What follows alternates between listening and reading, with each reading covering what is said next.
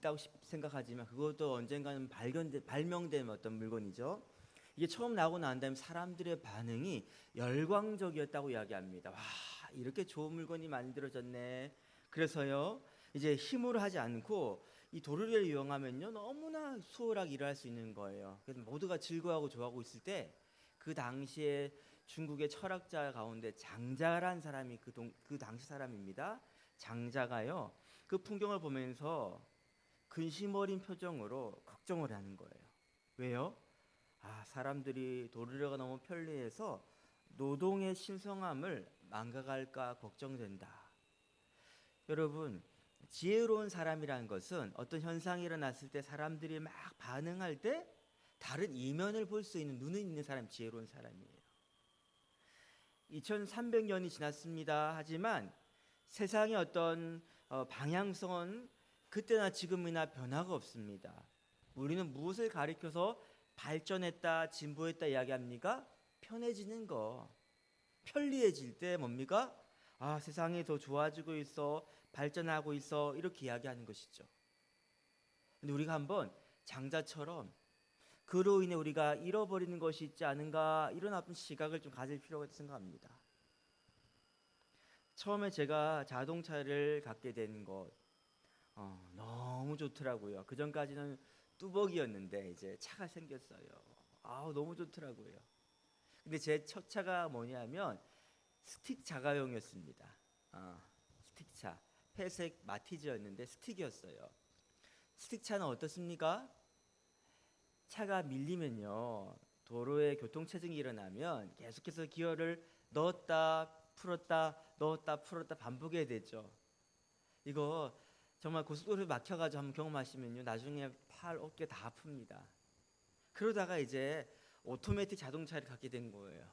야, 얼마나 좋든지. 이제 그냥 자동으로 가니까 이것만 자꾸 브레이크 밟으면 되는 거예요. 우리 아니 옆에 태우고 막 자랑해서 제가, 야, 차 너무 좋다, 잘 나간다.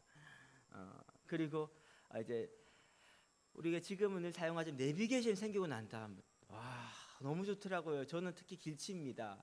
새로운 길을 가기 위해서는요, 지도책 펼쳐놓고 약도 보고 이렇게 해야 되는데 지금 뭐예요? 내비게이션 인도하는 대로 가면 되는 거예요. 심지어 이 내비게이션은 제가 잘못된 길로 갔을 때도요, 바른 길로 또 다시 안내해 줍니다. 얼마나 친절한지 모르겠어요. 참 좋죠, 그렇죠? 편리하죠? 앞으로 더 편리해진답니다. 앞으로는요, 자율주행 자동차가 나온대요. 이미 미국에서는 많이 상용화되어 있고 우리나라도 얼마 있지 않으면 이제 운전을 하는 게 아니라 가만히 운전대 손만 들고 있으면 알아서 차가 내가 원하는 목적지에 데려다 준답니다. 야, 너무 편리한 세상입니다. 근데 이것이 과연 발전하고 있는 것일까요? 좋아지고 있는 것일까요? 이 자동차란 문명이기 때문에 현대인이 가장 심각한 어떤 문제점이 발생하는 게 무엇입니까? 예, 내연 자동차로 인해서 환경 오염이 너무 심해지고 있죠. 또요, 우리 성인병의 주범이 뭐냐면요, 걷지 않아서 생기는 거거든요. 걸을 일이 별로 없어요. 10분만 걸으면요, 승차해 버립니다. 우리는 지금. 이와 같이 더욱더 편리한 방향으로 나아가는 이 세상의 원리가 작동하는 것이 놀랍게도 이 교회 안입니다. 우리 예배입니다. 예배. 여러분 한번 오랫동안 신앙생활 하신 분들 기억해 보십시오. 우리 첫 번째 예배당 어떤 곳이었습니까? 마룻바닥이었죠. 이런 스피커도 없었습니다. 음향 시설도 없었어요. 마룻바닥에 심지어는 방석도 없이 앉았었어요. 겨울에 얼마나 차가운 줄 아십니까? 그때 선풍기도 없었어요. 에어컨도 없었어요. 근데 지금 뭐예요? 장의자도 불편하다 해가지고 개인 의자 딱 드리잖아요. 그리고 예전에는 성경 찬송이 이렇게 합분이 아니었었습니다. 따로따로였었어요. 근데 어느 순간 합분이 되고 얼마나 편한지 모르겠어요. 지퍼까지 달려있어가지고. 그리고 그거 점점 소형화됐죠. 왜? 들고 다니기 편하라고. 지금 어떻게 됐습니까? 아예 들고 다니지 않잖아요. 왜? 핸드폰 다 있으니까. 왜? 친절하게 말씀 찾지도 않아 다 띄워주잖아요. 이런 방향성이 편한 쪽으로 가는 방향성이 과연 발전일까요? 나아지는 것일까요? 혹시 이러다 우리가 장자가 걱정했던 것처럼 중요한 뭔가를 잃어버리고 있는 것은 아닐까요? 저는요, 예배의 본질에 대해서 우리가 한번 고민해 볼 때 우리는 지금 나아지는 것이 아니라 발전하는 것이 아니라 잃어버리고 있다고 생각이 듭니다. 여러분, 예배가 영어로 어떤 단어를 사용합니까? 서비스를 쓰죠. 서비스. 예배가 서비스예요. 그럼 이렇게 오해하면 안 됩니다. 여러분은 지금 서비스를 받기 위해 편안한 의자에 앉아 계시는 게 아니라는 거예요. 여러분은 지금 서비스를 하기 위해서 나오신 것입니다. 목사인 제가 여러분을 서비스하는 것이 아니에요. 여러분이 하나님을 서비스하기 위해서 잘할 수 있도록 제가 돕는 역할로 지금 이 자리에 서 있는 거예요. 예배란 것은요, 하나님을 서비스하는 것입니다. 섬기는 것입니다. 왜요? 하나님이 우리를 위해 섬기셨거든요. 어떻게? 아들을 내어주시면서, 생명을 내어주시면서 우리를 구원하시는, 우리가 갚을 수 없는 그 서비스 우리에게 주셨거든요. 그래서 어떻게 하는 겁니까? 하나님 우리 향하신 그 섬김을 인정하고 그 위대한 섬김의 가치를 우리가요, 경의를 표하면서 그 앞에 엎드려서 가치를 인정하는, 즉 월십을 하는 거예요. 가치를 인정하는 태도, 자세가 바로 예배라는 거예요. 그렇다면요, 지금 우리는요, 예배의 본질 가운데 그 의미를 잃고 있는 거 아닌가 고민해 볼 필요가 있습니다. 우리가 예배에 대해서 요한계시록 5장 12절에 너무 잘 설명하고 있거든요. 한번 같이 읽어볼게요. 12절부터 14절까지 시작. 큰 음성으로 이르되 능력과 부와 지혜와 힘과 존귀와 영광과 찬송을 받으시기에 합당하도다 하더라. 내가 또 들으니 하늘 위에와 땅 위에와 땅 아래와 바다 위에와 또 그 가운데 모든 피조물이 이르되 보좌에 앉으신 이와 어린 양에게 찬송과 존귀와 영광과 권능을 세세토록 돌릴지어다 하니 내 생물이 이르되 아멘 하고 장로들은 엎드려 경배하더라. 12절에 보니까요, 어린 양 예수 그리스도 그분이요, 모든 능력과 모든 부와 지혜와 힘과 존귀와 영광과 찬송을 받으시기 합당하다라고 지금 뭡니까? 주님의 십자가의 우리 구속을, 그 은혜의 가치를 우리가 인정해드리고 경의를 표하고 있지 않습니까? 어떤 방식으로요? 14절에 보니까 다 의자에 내려와서 엎드려 경배하는 거예요. 그 예배의 바른 태도는 의자에 앉아 있는 게 아니라 원래는 서서 예배드리거나 엎드려 무릎을 꿇고 엎드려 예배드리는 게 맞는 거예요. 예배라는 원래 의미와 그게 맞는 태도예요. 근데 지금 어떻게 하고 있다? 우리가 점점 편한 방식으로 가고 있어요. 왜? 무엇을 위하여? 나를 위하여. 내 기분의 만족을 위해서. 그러니까 우리가 예배 은혜 받았다라고 표현하는 거 이거잖아요. 내가 감동을 받거나 뭔가 내가 얻었을 때 뭡니까? 예배 은혜 받았다 이야기하잖아요. 즉 예배를 내가 지금 받는 게 아니라 지금 내가 예배를 드리는 건데 지금 뭐 하고 있는 거예요? 그게 뒤집어져 있는 거예요. 우리가 레위기 말씀을 좀 묵상할 텐데 이 레위기가 신약시대에 왜 필요할까? 정말 중요한 말씀이라고 생각합니다. 레위기는요, 하나님을 섬기는, 즉 제사 드리고 예배 드리는 방식이 아주 까다롭고 복잡하게 자세하게 설명되어 있습니다. 하나도 대충 해서는 안 되고요, 꼼꼼히 챙겨서 해야 됩니다. 신약시대 이게 왜 필요합니까, 목사님? 여러분, 구약시대 제사장이 예배자로 나갈 때 그 마음과 지금 우리의 마음이 동일해야 됩니다. 다시 말하면 구약시대 때 그 예배자들의 그 마음, 막 긴장하고 막 그 하나님의 법대로 예배드리기 위해서 정말 고민하고 그랬던 그런 하나님 앞에 온전히 내가 섬기고자, 온전히 드리고자, 헌신하고자 했던 그 마음들이 지금 우리 가운데도 있어야 된다는 거예요. 하나님은 그러한 예배자를 지금도 찾고 계십니다. A.W. 토저가 이런 이야기했어요. 예배는 복음주의 교회에서 되찾아야 할 잃어버린 보석이다. 잃어버렸단 말이에요. 보석인데 잃어버렸단 말이에요. 다시 되찾아야 된다는 거예요. 어쩌다가 우리가 이 귀한 보석을 잃어버렸단 말입니까? 예배를 통해 우리 하나님의 은혜를 누릴 수 있는데 하나님의 생명이 우리 공급되어지는데 어쩌다 잃어버렸단 말입니까? 소비주의 문화 가운데 인간이 모두가 추구하고 있는 편리함, 편안함 이것으로 추구하다가 결국 하나님 앞에 나아가는 것도 뭡니까? 내가 편한 대로, 내가 편리한 대로, 즉 편안함의 함정에 빠져버렸다는 거예요. 그 결과 어떤 일이 났습니까? 우리는 예배자가 아니라 예배 관람자가 되어버렸습니다. 목사님 설교는 어떻게 하시냐? 관람자가 되어버리는 거예요. 여러분이 예배자가 되어야 됩니다. 관람자는요, 평가하는 사람이죠. 별표 주기도 하고. 하지만 우리는 그런 입장이 아니라는 거예요. 지금 어느 순간 익숙해져 버린 우리 예배의 편안함들. 특히 저는 걱정되는 것이요, 코로나 팬데믹으로 인해서 비대면 예배가 어쩔 수 없이 우리 가운데 이렇게 다가오지 않았습니까? 비대면 예배가요, 익숙해지면 어떻게 되겠어요? 더 편리함을 추구하고자 하는, 편함을 추구하고자 하는 우리의 어떤 속성이 가속화될 거예요. 여러분, 내 안에 안락함의 우상을 섬겨서는 안 됩니다. 안락함의 우상을 섬기면서 하나님을 겸하여 섬길 수 있다고 생각하면 안 됩니다. 우리는 하나님만을 예배해야 됩니다. 그럼 우리는요, 우리가 몸이 원하는, 즉 우리가 끌리는, 관성에서 끌려가는 편안한 예배를요 저항하고, 예배에 저항하고, 우리는 적극적으로 불편한 예배를 재건해야 합니다. 오늘 설교 제목은 뭐죠? 불편한 예배를 재건하라는 거예요. 불편한 예배를 재건해야 되는 거예요. 오늘 이 예배 들어오면서 여러분이 불편해야 됩니다. 기독교 신앙은요, 불편한 거예요. 보세요, 여러분. 예수님의 제자가 된다는 것은 예수님을 내 삶에 더한다는 것이 아니에요. 이전까지 나의 삶과 결별한다는 것입니다. 내가 좋아했던 것, 내가 즐거워했던 것, 내가 자랑했던 것을 부인한다는 거예요.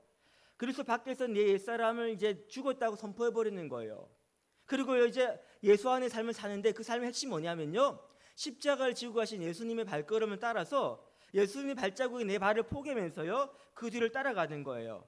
그 길은 좁은 길입니다. 사람들 박수갈채를 보내는 길이 아니라 조롱과 멸시라는 길이에요. 하지만 우리는 이 삶에 우선순위를 두기 때문에 다른 모든 걸 포기하는 거예요. 밭에 감춘 보화를 발견한 그 농부가 자기의 소유를 다 팔아 그 밭 하나를 사기 위해서 헌신했던 것처럼 우리는요 주님을 따라가는 것이고, 주님께서 십자가에 달리심으로 이 땅에서 우리 가운데 모든 죄값을 지불하신 것처럼 우리는 그 가치를 인정하기 때문에 십자가 길의 궁극적인 지향점은요 죽음의 자리입니다. 그걸 아름답다고 여기는 사람들이 바로 그리스도인입니다. 그리고 예배는요, 이 제자도의 시작점인 동시에 다시 우리가 잘못된 길을 갔구나를 깨닫게 하고 경각심을 가지고 다시 돌이키게 하는, 마치 잘못된 길로 따다가 인터체인지 다 들어오는 것처럼 바로 그런 역할을 하는 것이 바로 이 예배 시간이라는 거예요. C.S. 루이스는 이런 말을 한 적이 있습니다. 나는 내 즐거움을 위해서 기독교를 선택하지 않았다. 나는 와인 한 병만 있으면 행복해질 수 있다는 사실을 늘 알고 있다. 만약 여러분이 정말로 편안하게 만들어진 종교를 찾는다면 나는 기독교를 추천하지 않겠다. 여러분 오해하지 마시기 바랍니다. 예수 믿는다는 것은요 편한 길 가겠다는 거 아닙니다.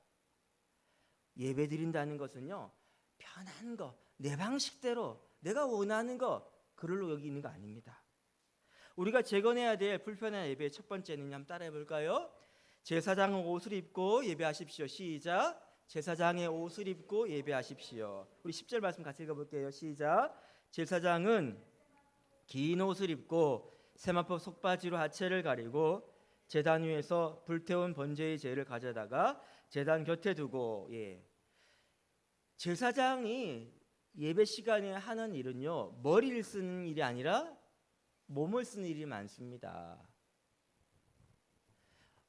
현대인의 관점 바라보면요 뭐에 닮았냐면 도축장에서 도축업 하시는 분하고 좀 닮았다 생각될 거예요. 막 피비린 나고 막 하여튼 그런 상황이에요. 그런데 거기서 작업복으로 지금 입는 옷이 세마포 옷이 아니에요.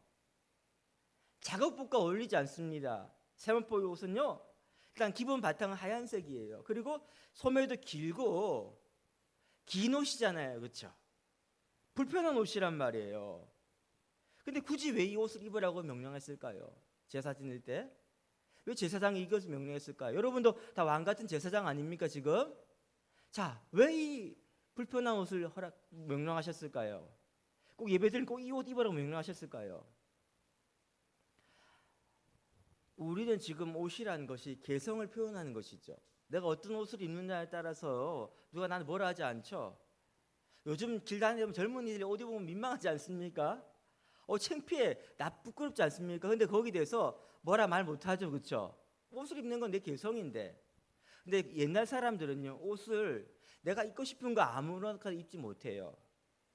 내가 부자라 할지라도요, 함부로 고급 옷감을 입지 못합니다. 왜? 어떤 옷은요, 왕만 입을 수 있는 옷이 있고, 어떤 옷은 귀족만 입을 수 있는 옷이 있는 거예요. 귀족들 가운데서도 관등에 따라서 다른 색깔의 옷을 입어야 됩니다. 즉, 옷은 신분을 나타내는 것이에요. 옷은 그 사람의 정체성을 드러내는 것이죠. 저는 기억납니다. 지금도 예비군 훈련 가면요, 이전에 양복 딱 입고 넥타이 할 때는요 아주 신사였는데 군무망 딱 갈아입으면 어떻게 됩니까? 속된 말로 멍멍이가 됩니다.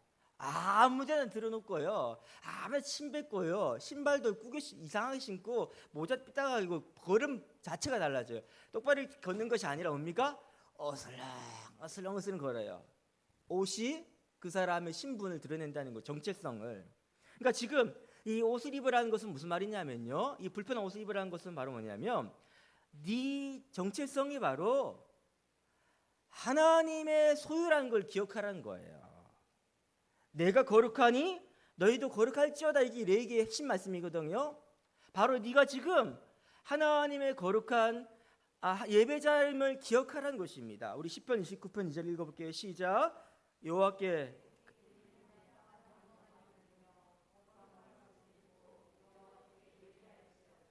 이해가시죠? 거룩한 옷을 입고 예배할지어다.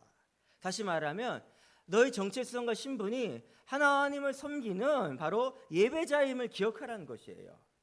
그런데 거룩의 옷이 뭘까? 또 한번 고민해 보자고요. 그럼 어떤 하나님 섬긴 정체성을 가지고 거룩하게 예배 드린다는데 거룩의 옷이라는 의미가 또 뭘까? 한번 고민해 보자고요. 유대인들은 속바지를 입습니까? 안 입습니까? 안 입어요. 그냥 치마예요. 치마. 남자 여자 다 구분 없이. 그래서 다시 막 춤추니까 하체가 드러난 거 아니겠습니까? 근데 여기서는 뭐예요? 굳이 스마트폰 만든 속바지를 입으라고 그러죠. 왜요? 하체, 부끄러움을 가리우는 거. 어디서 나왔습니까? 우리 선악과 사건 이후 나오잖아요, 그렇죠? 자, 그러니까 이 옷의 목적이 뭐냐면요, 가리는 거예요. 가리는 거. 우리의 허물을 가리는 것이에요. 우리 성가대 가운 입잖아요. 가운의 유래가 뭐냐면 빅토리아 시대 때 가난한 사람들이 옷이 막 헤어져 있으니까 그게 감추기 위해서 가운을 입기 시작한 거예요. 똑같이 가린다는 의미가 있는 것입니다. 즉 우리의 어떤 부끄러움과 죄와 허물이 가리워져 있는 거, 즉 의의 옷을 입는 거, 이게 지금 뭘 의미하는 걸까요, 여러분? 신약시대 우리 가운데는 예수 그리스도의 보혈이죠. 우리와 죄와 허물을 가리웠잖아요. 그래서 로마서 13장 14절 말씀 같이 읽어볼까요? 시작. 오직 주 예수 그리스도로 옷 입고. 자, 구약시대 제사장들은요, 죄와 허물이 하나님 앞에 드러나면 어떤 일이 일어나냐면요, 하나님 바로 거룩하신 하나님께서 진노하셔가지고요, 그 진노를 발하시면 죽는 거예요. 1년에 한 번 대속죄의 일에 대제사장이 지성소 안에 들어가 섬길 때 그가요, 발에다가는 허리에다가 끈을 묶고 그다음에 거기 딸랑딸랑 방울을 옷에 달고 다녔죠, 그렇죠? 왜? 딸랑딸랑 소리가 나면 뭡니까? 살아 있구나. 소리가 안 나면 뭡니까? 이거 죽은 거 아니야? 그럼 다시 끌어내야 되는 거예요. 그러니까 하나님께 나아갈 때는요, 두렵고 떨림으로 나갑니다. 그래서 뭐 합니까? 내 죄와 허물을 가리기 위해서 옷을 입는 것인데, 신약세에 살고 있는 우리는 누구를 입냐 하면 그리스도를 옷 입는 거예요. 즉 히브리 4장 16절 말씀처럼 그러므로 우리는 긍휼하심 받고 때를 따라 돕는 은혜를 얻기 위하여 은혜의 보좌 앞으로 담대히 나갈 것이니라. 왜 담대히 나갈 수 있습니까? 대제사장이신 예수 그리스도께서 친히 자신을 특별한 제물로 내어주셨기 때문에 그 결과 우리가 예수 그리스도 옷 입고요, 이제 거룩한 옷 예수를 입고 하나님 앞에 나가 예배드릴 수 있는 거예요. 그러니까 여러분, 예배자로 나아갈 때 제일 중요한 게 뭐냐면요, 여러분의 의, 여러분의 자랑, 여러분의 공로, 그런 거 붙들지 말고 오직 하나, 예수 그리스도의 대속의 십자가의 그 놀라운 구원으로 우리에게 주어진 그 예수 그리스도의 이름을 의지하는 그 옷을 입고 나오시라는 거예요. 근데 여러분, 이게 왜 불편합니까? 왜 불편합니까? 누가복음 18장에 보면요, 바리새인의 기도와 세리의 기도가 나오죠. 자, 하나님 성전에 와서 예배드립니다. 기도하고 있습니다. 바리새인은요, 지금 마음이 편안해요. 왜? 그가 서서 이렇게 기도하죠. 하나님의, 나는 다른 사람들 곧 토색 불이 간음을 하는 자들 같지 아니하고 이 세리와 같지 않음을 감사하나이다. 그는 뭘 의지하고 있습니까? 무엇을 공로 삼고 있습니까? 무엇을 자기 옷으로 입고 지금 예배드리고 있습니까? 자기의. 반대로 세리는 어떻습니까?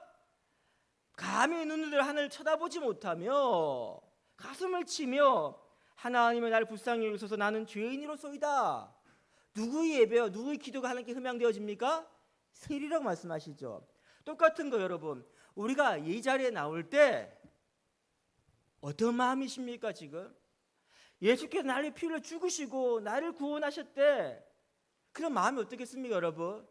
나 같은 죄인을 위해 예수님께서 십자가 피 흘려 죽으시다니 편안한 마음이에요? 어떤 마음이에요? 나 때문에 하나님 아들 저 고통당하셨대, 십자가에 피 흘리셨대. 이거 하나만 기억하면 여러분, 결코 이 자리가 편한 자리가 아니죠. 졸릴 수가 없어요 여러분. 그 생각하면 그 은혜를 구원받았는데. 지금 우리가 여기 반하는 건 뭐냐면요, 다른 의가 내 안에 있다는 것이죠. 내가 교회 열심히 봉사하잖아, 내가 공부도 많이 하고 있잖아, 내가 이 선한 일을 하고 있잖아. 그런 당당한 자기 자부심을 앉아 있으니까 편한 자리인 거예요. 사랑하는 여러분, 우리가 예수를 옷 입고 나가야 됩니다. 이 옷 외에는 다른 옷 입으면 안 돼요. 요한계시록 19장에 보니까요, 마지막 날 혼인잔치 때 우리가 입는 옷에 대해 설명합니다. 같이 한번 읽어볼까요? 19장 7절 8절 시작. 우리가 시작. 그에게 빛나고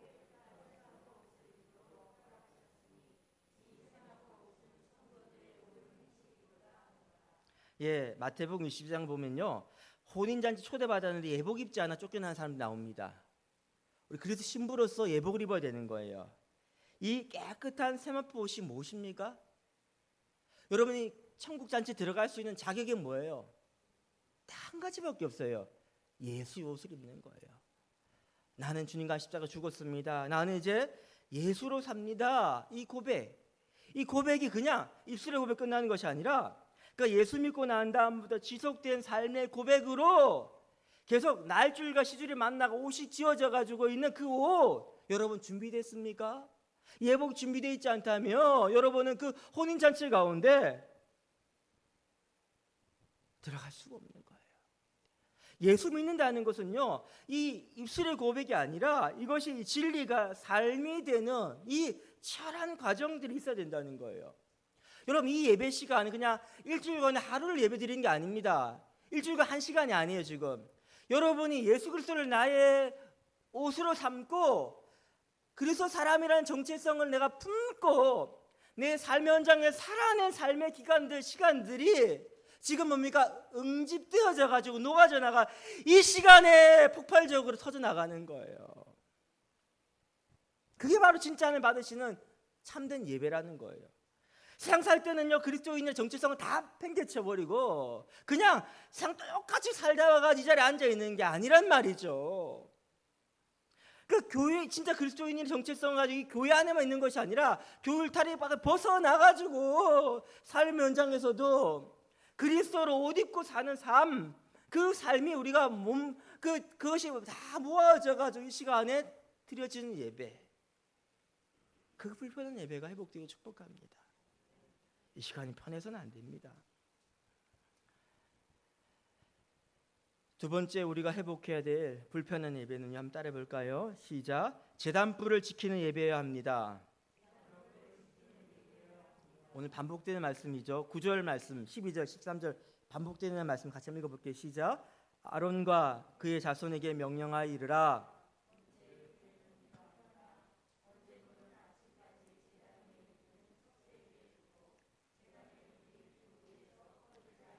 제단의 불이 그에 꺼지지 않게 할 것이요. 두 번째 12절 읽어볼게요. 시작. 12절 시작. 예, 제단 위의 불은 항상 피어 꺼지지 않게 할지니 밤새도록 피어야 된단 말이죠. 13절 읽어볼게요. 시작. 자, 이 짧은 말씀 가운데 3번이나 반복해가 제사장들한테 뭘 명령합니까? 야, 제단불 꺼트리면 안 돼. 꺼트리면 안 돼. 꺼트리면 안 돼. 반복해서 이야기하고 있는 것입니다. 우리나라도 옛날에 그랬어요. 며느리들의 제일 중요한 사명 가운데 한 가지가 뭐냐면 뭐예요?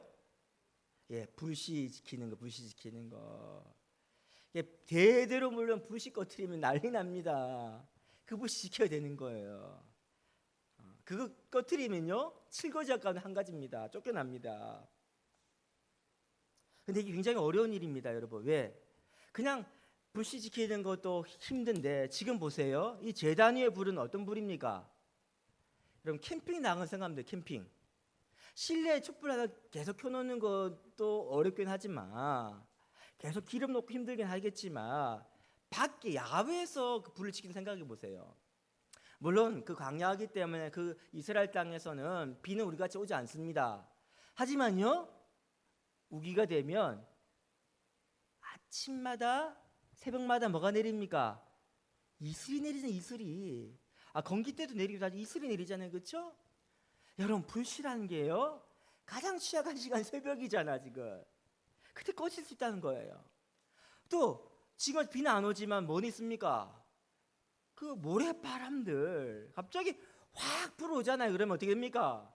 모래 확 뿌리면 불 꺼지는 건 똑같이 일어난다는 거예요, 지금. 근데 그 밖에서 제단에서 불을 지킨다는 거, 와, 생각만 해도요, 상상만 해도 이건 엄청 힘든 일입니다, 여러분. 근데 지금 그걸 3번이나 반복해서 우리에게, 제사장님 우리에게 명령하고 있다는 것이죠. 자, 이 말씀 어떻게 이해해야 될까요? 어떻게 이해해야 될까요? 이 불 지키려면 어떻게 됩니까? 일단 잠은 못 자요. 기본적으로 잠 못 잡니다. 그 순번대로 지켜야 돼요. 계속해서. 근데 왜 이렇게 명령하셨을까? 이 불이 그냥 불이 아니죠. 이게 보통 불이 아닙니다. 하나님 직접 주신 불이란 말이에요. 그래서 나답과 아비후가 왜 죽습니까? 아론의 두 아들이 술 취해가지고 다른 불을 들였다가 죽었단 말이에요. 이 다른 불이 뭡니까? 불씨를 꺼뜨리거나 아니면 그렇게 다른 불을 들였다는 거죠. 하나님 주신 불이 아니라. 그 때문에 죽었다는 거예요. 여러분, 사무엘상 3장 3절 한번 보세요. 같이 읽어볼게요. 시작. 하나님의 등불은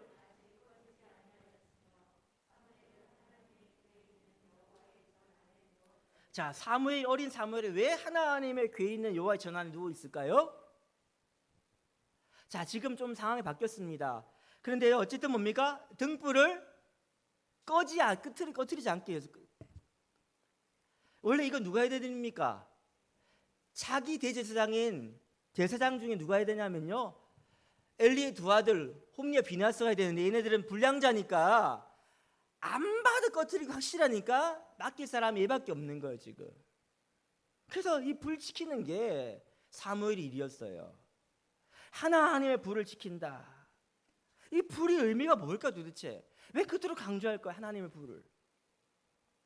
하나님의 불이 뭘까요? 다 아시죠, 여러분? 하나님의 불은요, 성령입니다. 성령이 불같이 우리가 임하시죠, 그렇죠? 성령입니다. 신약시대에 살고 있는 우리 가운데 이 불의 의미는 뭐냐면요, 하나님의 임재를 가리키는 거예요. 임재. 예수 그리스도 주로 고백한 순간부터 성령이 우리 가운데 내주하시죠. 아멘. 그래서 우리가 성령의 전이 되었다고 이야기하잖아요. 성령의 집이 바로 우리예요. 우리 안에 성령 계신단 말이에요. 그래서 이 불을 꺼트려서는 안 된다는 거예요. 하나님 예배하는 예배자는 어떤 상황에서도 이 불을 꺼트려서 안 된다는 거예요. 자꾸 우리는 성령 이야기하면요, 막 그 감정적 열광 상태 이런 거로만 착각해요. 그래서 성령 충만이 생각하는데, 성령 충만의 핵심 바로 뭐냐면요, 말씀 충만입니다. 아멘. 성령 충만의 본질은요, 내 안에 계신 성령님을 무시하지 않고 그분이 하시는 말씀대로 순종하는 삶이에요. 순종을 더하고 더하면 그 사람 충만하다는 이야기하는 거예요. 성령 내 안에 내주할 성령의 말씀에 내가 순종치 않으면 어떻게 됩니까? 성령을 무시하면 내 안에 성령이 근심하십니다. 성령이 근심하시다 결국 우리 계속해서 지속적으로 무시해버리면요, 우리 이 말씀 읽어볼게요. 데살로니가서 5장 19절 시작. 이 성령을 소멸하다 말래 표준 서번역 성경 보니까요, 성령의 불을 꺼트리지 말라는 거예요. 끄지 말라는 거예요. 이제 이해 가시죠? 그러니까 이 예배자로서 어떻게 살라는 겁니까? 24시간 365일 내 안에 계신 성령님께 순종하며 살라는 거예요. 순종하는 삶이 예배 가운데 완성돼야 된다는 거예요. 이 예배 시간이요, 이 설교 시간이 도전을 받지 않고 지지만 받는 시간이고 마음에 불편함이 없고 격려 위로만 있기를 원하십니까? 그 잘못된 거예요, 여러분. 우리가 성령을 언제 내가 불순종하고 있는지, 어느 부분 내가 지금 내 마음대로 하고 있는지를 발견하려고 이 자리에 앉아 있는 거예요, 여러분. 전 요즘 설교 이렇게 다른 목사님 설교 듣다가 하나 깨달은 게 뭐냐면, 대형교회 목사님 설교들이 어떤 느낌이 되냐면 옥하는 목사님 같은 그 불이 없어요. 하용주 목사님 같이 확 폐불을 찌르지가 않아요. 왜 그럴까 생각해 봤어요.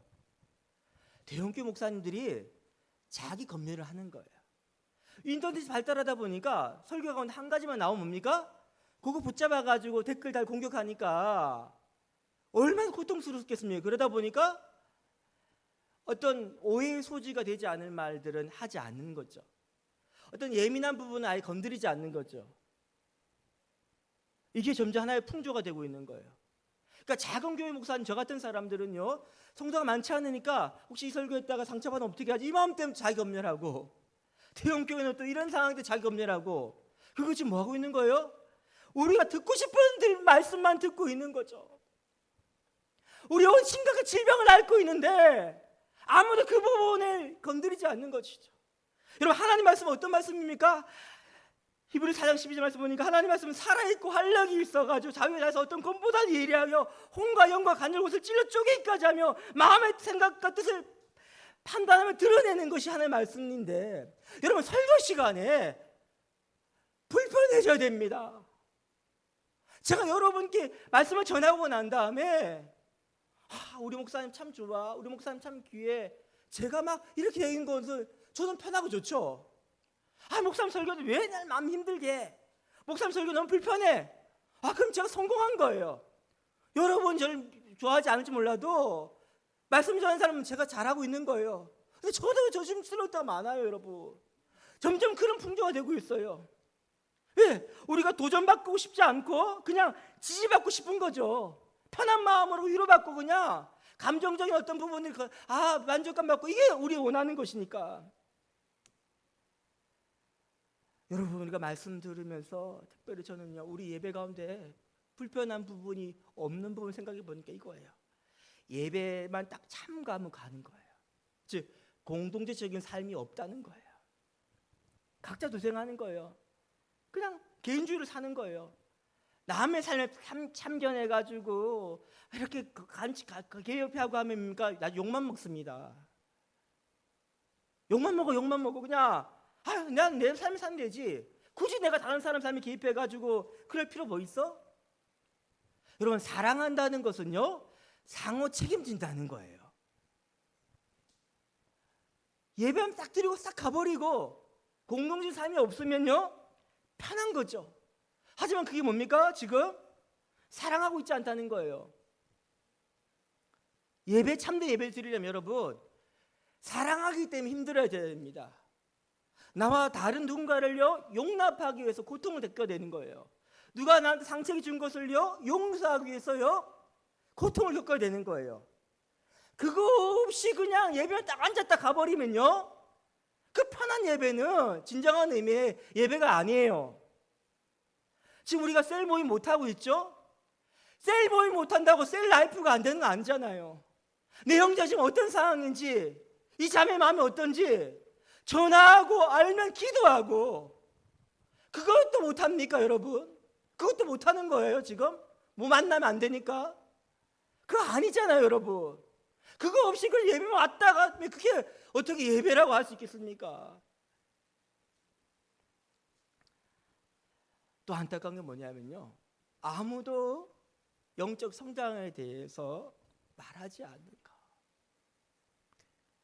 성장한다는 것은요, 마치 역기를 들면 근육이 커지는 과정처럼 고통이 따라옵니다. 복음이 내 안에 들어오면요, 생명이기 때문에 성장해야 됩니다. 그냥 상태, 처음 믿은 것처럼 변함없이 그대로 그냥 앉아 있는 거, 거기에 대해서 우리 주님께서 정말 안타까워하시는데, 우리가 참된 예배자로서 산다는 것은요, 그렇지 않기 위해서 훈련을 해야 된단 말이에요. 올림픽에 나가는 선수가 훈련하는 것처럼 우리 경주자로 살아야 된다는 거예요. 다른 박질해야 된다는 거예요. 자기 육체를 복종시키는 치열한 몸부림이 있어야 됩니다. 그것이요, 예배 가운데 경험되어지고, 그것이 예배 가운데 각성되어져야 되고, 그래서 우리 삶 가운데 예배가요, 일상의 삶으로 이어지는 그 예배가 되어야 된다는 거예요. 어느 순간부터 우리 가운데서 편한 예배, 편한 기독교, 가장 중요한 것을 잃어버리게 되는 것은 아닌가. 사랑하는 여러분, 그 불을 꺼뜨리지 않기 위해서 제사장은 어떻게 했을까? 그때 한번 생각해 보자고요. 그때 막 이스라엘에서 어떻게 했을까? 제사장이 난리가 났겠죠. 그쵸? 새벽에 남들 다 자는 밤에 뭐하는 짓이야? 일어나가 뭐하는 짓이야? 여러분, 남들 다 잘 때 그 새벽 민명에 주님께서 기도 자리에 오셨던 것처럼 여러분 깨어 있어야 됩니다. 기도 자리 지켜야 됩니다. 특별히 이 제단 자리 지키시기 바랍니다. 이 제단이 어떻게 세워진 제단인데요, 여러분 불을 꺼뜨리면 안 돼요. 아웃 오브 사이트, 아웃 오브 마인드라고 자꾸 멀어지면요, 마음도 멀어지고 있는 거예요. 눈이 멀어지면. 막 모래 폭풍이 불어올 때 어떻게 했을까요? 그 제사장이 어떻게 했을까요? 이런 이야기 하더라고요. 성경학자는요, 그 순간에 그는 그 꺼져가는 불, 실을 막 담아가지고 얼른 그 향로 같은 담아가지고 가슴에 품었을 것이다. 가슴 품었을 것이다. 품고 뭡니까? 모래바람은 내가 다 받아도 이 불은 지켜야지.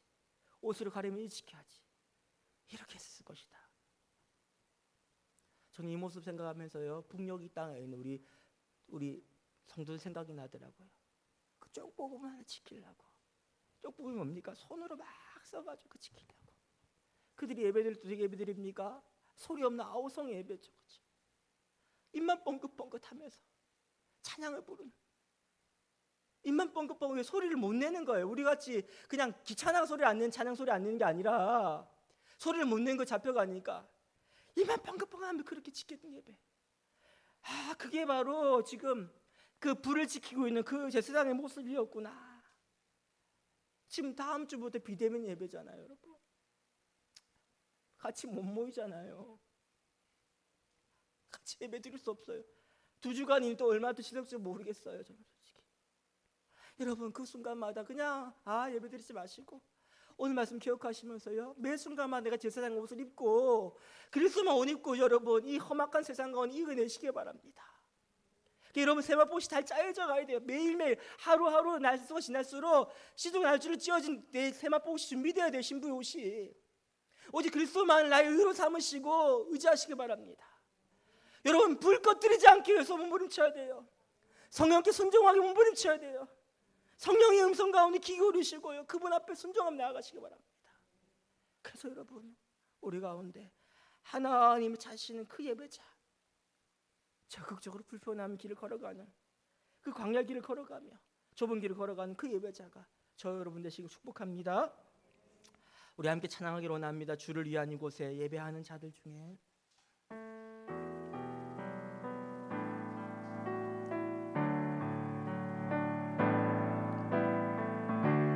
주를 위한 이곳에 예배하는 자들 중에 그가 찾는 주님께서 슬퍼하시네.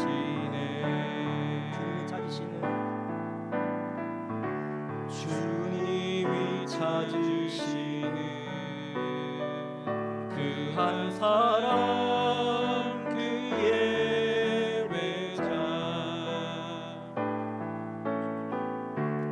내가 그 사람 되기 간절히 주께 예배하네 주대로 이곳에 서 있네 주임제에 엎드려 절하네 그 어느 것도 난 필요 없네 주님만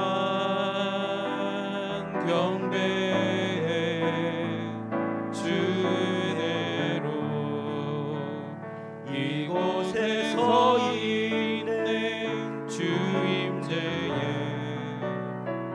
엎드려 절하네 그 어느 것도 난 필요 없네 주님만 경배해. 우리 함께 시간 기도하기로 합니다. 혹시 나는 편한 예배에 익숙해져 있지 않습니까? 내 방식대로 예배 가운데 내가 그냥 머물러 있지 않습니까? 참된 예배자 예수 그리스도의 그 옷을 입고 그 세마포 옷을 입고 예수 그리스도만 나의 정체성과 신분 삼는 그 예배자 그리스도만 나의 의로 삼는 그 예배자 이 시간 내가 되기로 합니다. 그 성령의 불씨를 꺼트리지 않기 위해서 성령을 소멸시키지 않기 위해서 이 거센 모래바람 가운데 그 폭우 가운데서 그 불씨 지키려고 이리 뛰어다 저리 뛰어다니면서 몸부림치는 그 한 사람의 예배자 남들 다 자는 새벽에 깨어가지고 그 기도의 자리에 나간 그 예배자 밤새도록 주님 바라보는 그 예배자 삶 현장 가운데서 오직 성령을 의지하며 나간 그 예배자가 내가 되기로 원합니다. 주님 내 삶이 되기로 원합니다. 우리 함께 시간 결단하면서 함께 간절히 기도하기로 원합니다. 기도하겠습니다. 살아계신 하나님 감사드립니다. 우리를 예배자로 불러주신 감사드립니다. 우리가 왕같은 제사장입니다. 주님께서 지금도 찾으십니다. 주님 이 상이 희귀해져서 영적 암흑기에 있을 때 주의 전에서 불씨를 지키는 사무엘을 부르셨던 거죠.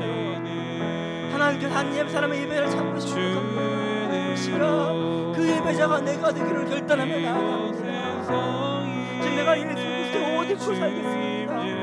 매 순간마다 예수 그리스도를 예배하는 예배자로 살겠습니다. 그리스도의 정체성과 신분을 놓치지 않고 살겠습니다. 주님 매일의 삶이 주께서 마지막 혼잔칠 때 우리 주님께 드릴 아름다운 세마포 옷을 내가 짠다는 생각으로 신부의 마음을 가지고 옷을 준비하면 내가 살겠습니다.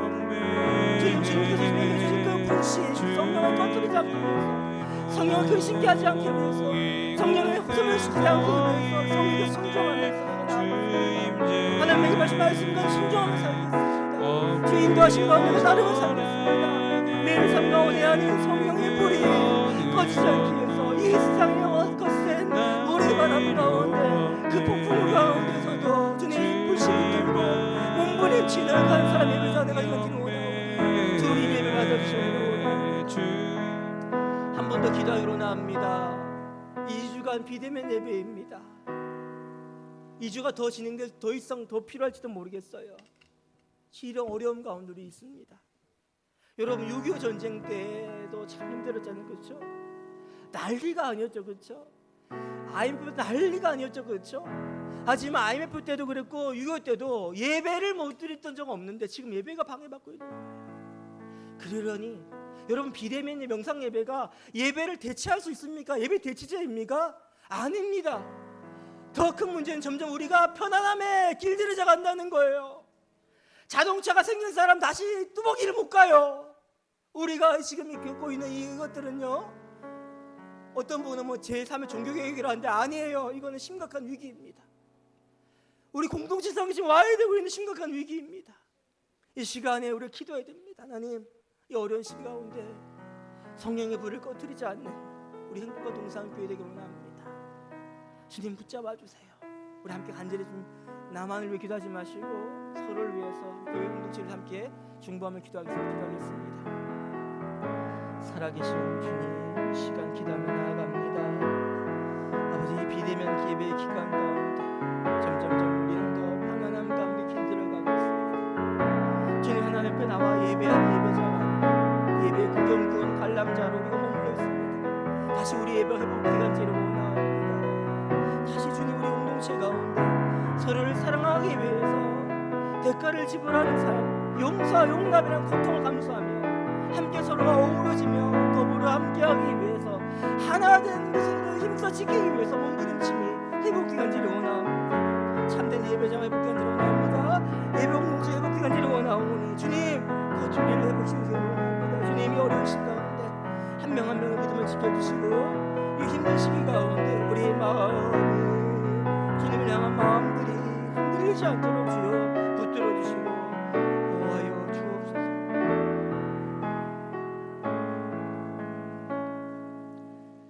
주님이 찾으시는 그 한 사람의 예배자, 오직 거룩의 예수의 옷을 입는 예배자, 성령의 불씨를 꺼트리지 않게 해서 주님 깨어 기도하며 나아간 예배자, 내가 되기를 원합니다.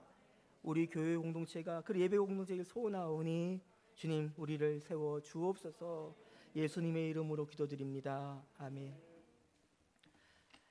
설교 시간에 잠깐 말씀드린 것처럼 2주간 비대면 예배입니다. 위에서 기도 부탁드리고요. 예배 방송 송출은 11시에 있을 것입니다. 예, 기도 부탁드리겠습니다.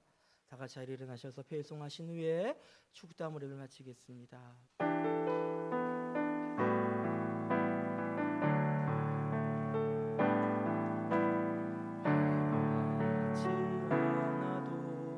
정결하게 사는 삶, 가진 것이 적어도 감사하며 사는 삶, 내게 주신 자금이 나눠주며 사는 삶, 이것이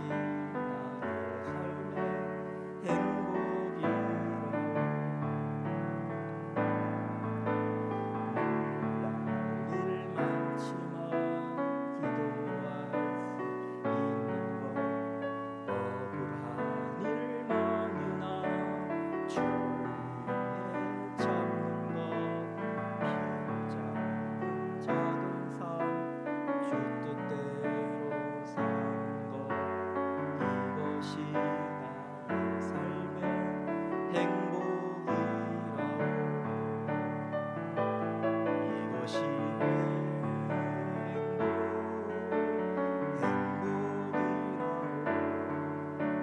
세상은 알 수 없는 하나님 선물, 이것이 행복이라오. 하나님의 자녀로 살아가는 것, 이것이